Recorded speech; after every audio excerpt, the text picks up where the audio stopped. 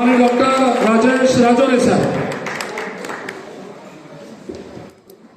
Voice of media Buldhana जिल्हा आणि मेहकर तालुका कार्यकारिणीच्या वतीने आयोजित ज्येष्ठ पत्रकारांचा सन्मान सोहळा अशा या कार्यक्रमाचे अध्यक्ष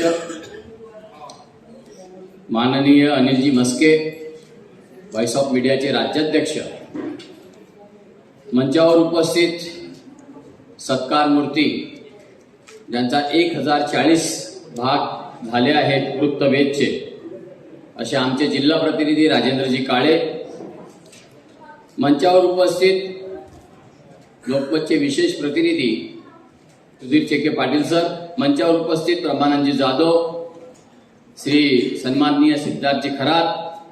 जवळपास माझी पत्रकारिता 41 वर्षाची झाली आहे. मी देशोन्नतीमध्ये 34 वर्षापासून आहे. त्याच्यामध्ये एक महासागर नावाचं दैनिक होतं, त्याला सुरुवातीला 6-8 वर्ष काम केलं. तर या पत्रकारितेच्या माध्यमातून तुम्हाला सांगतो की परिस्थिती अशी आहे की जर तुम्ही काळानुरूप, बघा मी शब्द काय म्हणतोय, जर तुम्ही काळानुरूप अपडेट झाले नाही तर तुम्ही आउटडेट व्हा.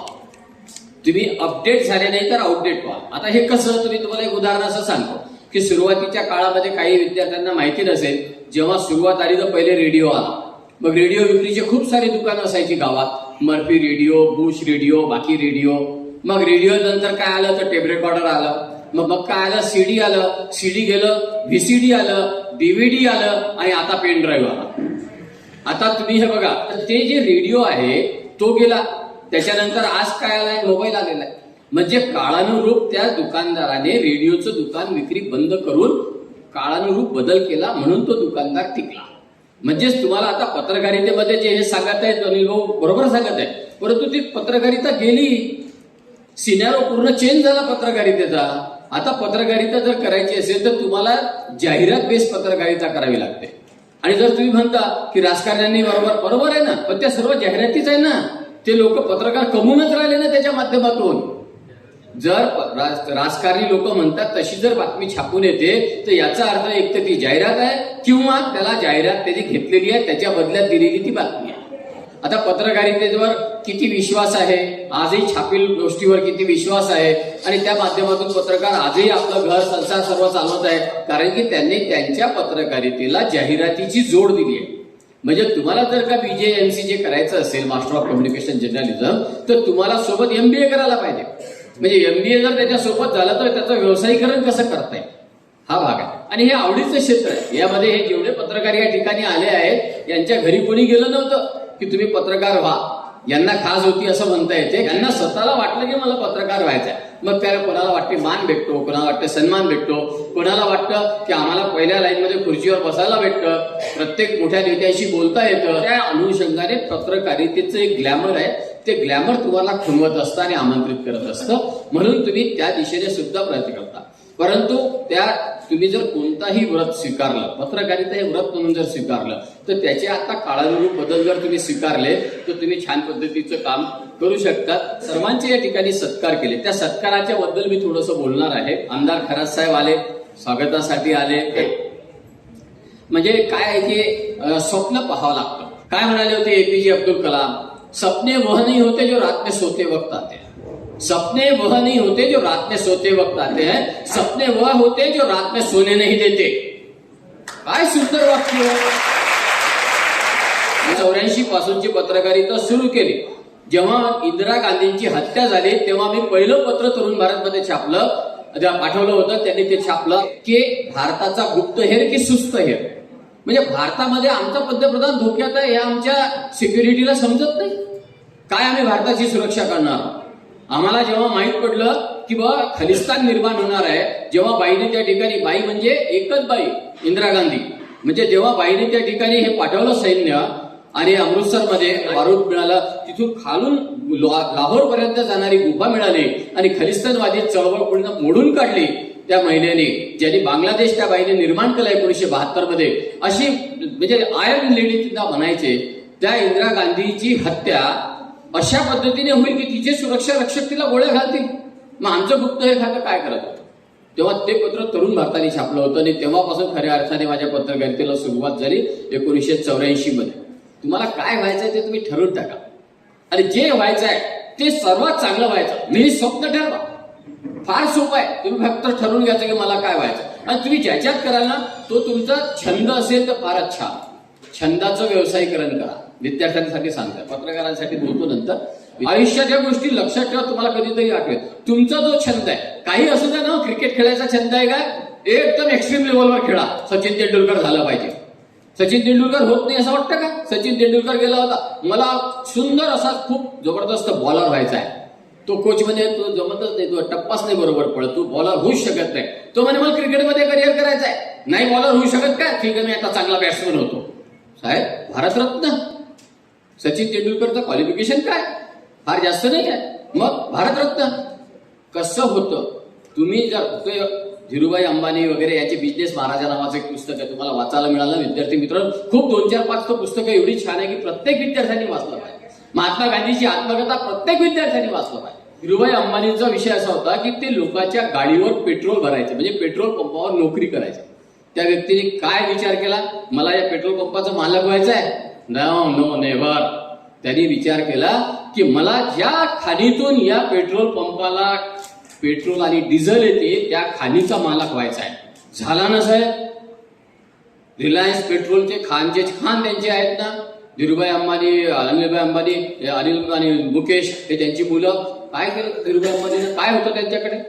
तुम्ही विचार तर करा, तुम्ही ठरवा तर खरं मनाशी की मला काय व्हायचंय.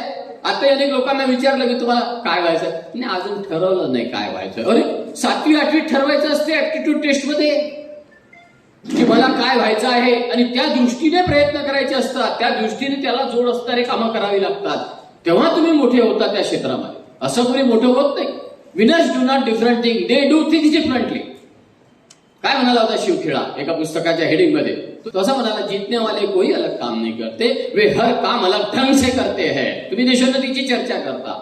देशोन्नती अनेक वर्तमानपत्र निघत आहे. देशोन्नती आहे. का बरं देशोन्नतीची चर्चा? कारण देशोन्नतीचा ढंग वेगळा आहे, देशोन्नतीची काम करण्याची पद्धत वेगळी आहे. तुम्ही कामाची पद्धत वेगळी केली की तुम्ही त्याच्यात सर्वोच्च पदावर जाता. तेव्हा ह्या सर्व गोष्टी विद्यार्थ्यांसाठी आहेत, तर त्यांनी त्या दृष्टीने गांभीर्याने ते गोष्ट पाहायला पाहिजे असं मी या ठिकाणी सांगेल. पण कशा पद्धतीने आपलं ध्येय उद्दिष्ट गाठावं आणि त्या दिशेने आपण वाटचाल करावी. आजच्या या सन्माननीय व्यासपीठावर आमचा जो सत्कार करण्यात आला तो केवळ आमचा वैयक्तिक सन्मान नाही, तर पत्रकारितेच्या मूल्यांचा, सत्याच्या वाटेवर चालणाऱ्या लेखणीचा आणि लोकशाहीच्या 4थ्या स्तंभाचा तो सन्मान आहे असं आम्ही या ठिकाणी मानतो.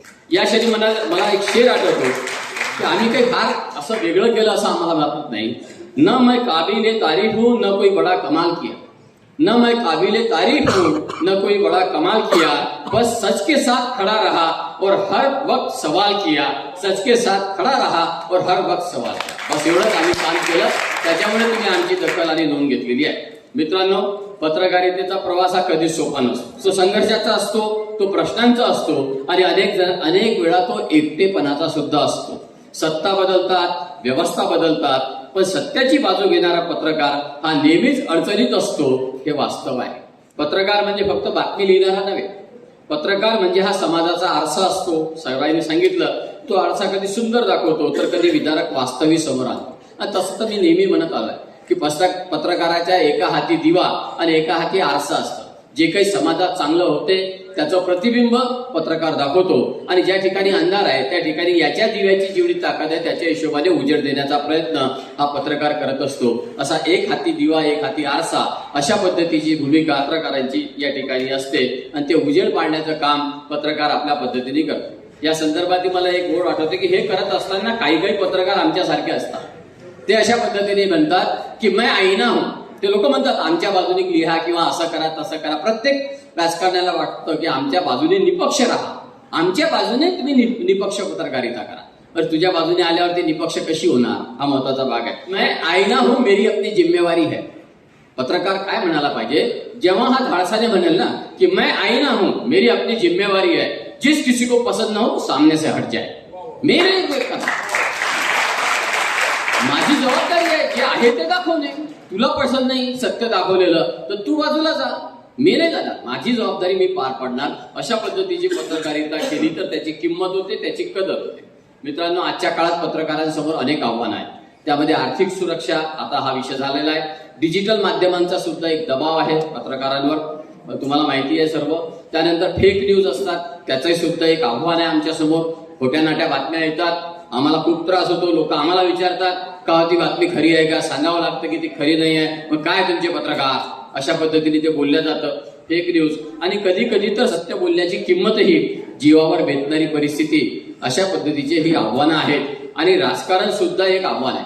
राजकीय लोक ज्याला आम्ही म्हणतो, काय म्हणाला होता डॉक्टर राहत इंदोरी, सुनिए आप, डॉक्टर राहत इंदोरी म्हणाला होता, बन के एक हादसा बाजार में आ जाएगा, जो नहीं होगा वो कल अखबार में आ जाएगा. बन के एक हादसा बाजार में आ जाएगा, जो नहीं होगा वो कल अखबार में आ जाएगा. चोर उचक्कों की करो कद्र कि मालूम नहीं कल कब कौन सी सरकार में आ जाएगा, कल कब कौन सी सरकार में आ जाएगा. हे सर्व सन्मान सत्कार आम्हाला नवे बळ देणारे ठरत असतात. हे क्षण आम्हाला ऊर्जा देतात. एवढं मी या ठिकाणी कबूल करतो. ते आपल्याला आठवण करून देतात की आपण योग्य मार्गावर आहोत. हे चांगलं आहे, म्हणून तुमचा मान आणि सन्मान होतोय. आजच्या तरुण पत्रकारांना मी एवढं सांगू इच्छितो, या ठिकाणी पत्रकार या ठिकाणी बसलेले आहेत, तरुण पत्रकार आहेत, की लोकप्रियतेपेक्षा विश्वासार्हता फार मोठी आहे, ती ठेवा. वेगपेक्षा तथ्यांना प्राधान्य द्या. किती फास्ट ब्रेकिंग न्यूज न करता त्याच्यात तथ्य किती आहे हे बघितलं पाहिजे. आणि बातमीपेक्षा माणूस जपायला शिका. माणूस जपला पाहिजे, ते खूप महत्वाचं आहे. कारण खबर बिकती है बाजार में, पर सच की कीमत वक्त तय करता है. सच की कीमत वक्त तय करता है. तेव्हा तुम्ही सत्य आहे ते समोर मांडलं पाहिजे. पत्रकारितेचे खरे यश पुरस्कारात नाही, तर सामान्य माणसाच्या चेहऱ्यावर उमटणाऱ्या समाधानात आहे. आपल्या लिखाणामुळे एखाद्याला न्याय मिळाला, एखाद्याचा आवाज पोहोचला, तेच आपले खरे पारितोषिक आहे असं आम्हाला वाटतं. कारण की आम्ही जेव्हा लिहितो, आता सावकार विरोधी आंदोलन सर्वांना माहिती आहे, देशोन्नतीने उभं केलं. सावकाराच्या पाशातल्या सर्व शेती सोडून देण्याचा प्रयत्न केला देशोन्नतीने, आणि सोडवल्या, हा महत्वाचा भाग आहे. खूप सारे अशा आंदोलनाने वेगळीच चळवळी आहेत, प्रकल्पग्रस्तांच्या समस्या आहेत. हे सर्व आम्ही ते काम करत असतो आणि त्याच्यातच तेच खरं पारितोषिक आहे आम्ही मानतो. शेवटी 2 ओळीमध्ये माझ्या भावना व्यक्त करतो की सम्मान ने सिर झुकाया नहीं, जिम्मेदारी का बोझ बढ़ा दिया. अब कलम और ईमान से और ऊंचा सच लिखना सिखा दिया. अब कलम और ईमान से और ऊंचा सच लिखना सिखा दिया. आपल्या प्रेमासाठी, सन्मानासाठी आणि विश्वासासाठी मनपासून धन्यवाद. जय पत्रकारिता, जय लोकशाही.